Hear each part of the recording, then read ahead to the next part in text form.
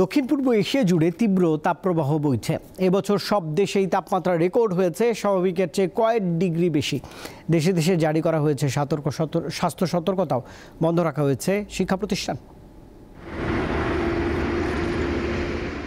তীব্র তাবদাহে পুড়ছে ভারতের পশ্চিমবঙ্গ। গ্রাম থেকে শহর কোথাও স্বস্তি নেই। রাস্তাঘাট ফাঁকা, বন্ধ দোকানপাট, পথে গণপরিবহনও কম। সোমবার আলিপুরে তাপমাত্রা উঠেছে ৪৪ ডিগ্রি সেলসিয়াস, আর ওড়িশায় তাপমাত্রা উঠেছে ৪৫ ডিগ্রি পর্যন্ত। মিয়ানমারের চিত্র একই।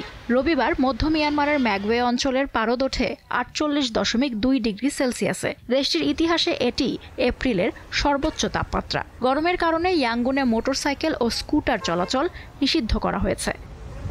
ফিলিপাইনের রাজধানী ম্যানিলার তাপমাত্রা ৩৯ ছুঁই। এল নিনোর কারণে মে মাস পর্যন্ত দেশটিতে এমন পরিস্থিতি থাকতে পারে বলে সতর্ক করেছে আবহাওয়া অফিস। প্রচণ্ড গরমে পানি ও বিদ্যুৎ সরবরাহ ব্যাহত হচ্ছে, ফলে ভয়াবহ সংকটের মুখে পড়েছে চাষাবাদ। তাপপ্রবাহের কারণে স্কুল বন্ধ ঘোষণা করা হয়েছে।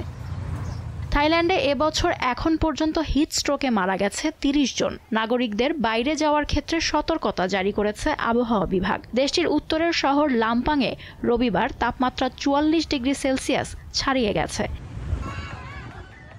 উত্তর ও মধ্য ভিয়েতনামের বিভিন্ন অংশে সর্বোচ্চ তাপমাত্রা পরিমাপ করা হয়েছে ৪৪ ডিগ্রি সেলসিয়াস পর্যন্ত। দেশটিতে তাপপ্রবাহজনিত অসুস্থতা বেড়েছে। মালয়েশিয়ার আবহাওয়া বিভাগ রবিবার ১৬টি অঞ্চলের জন্য গরম আবহাওয়ার সতর্কতা জারি করেছে। এসব এলাকায় তাপমাত্রা রেকর্ড করা হয়েছে ৪০ ডিগ্রি সেলসিয়াস। লুৎফা ফৌজিয়া, দীপ্ত, বার্তাকক্ষ।